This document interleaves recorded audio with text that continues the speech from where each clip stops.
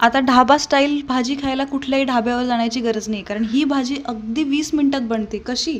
एक मोठा कांदा आणि एक छोटा खोबऱ्याचा तुकडा गॅसवर काळा होईपर्यंत भाजून घेतलं आणि त्याचं भरपूर असं लसूण आणि अद्रक एवढ्यांचं सगळ्यांचं छान वाटण बनवून घेतलं. त्यामध्ये थोडीशी कोथिंबीरही घाला, आणखी टेस्ट येईल.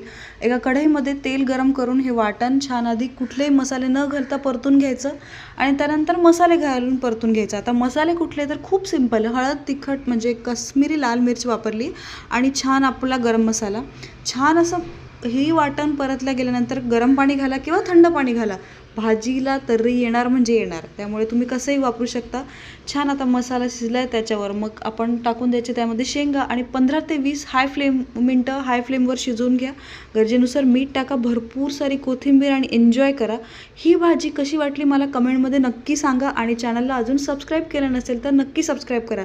डिटेलमध्ये व्हिडिओ पाहिजे असेल तर खाली लिंक देते, नक्की बघा. Bye bye.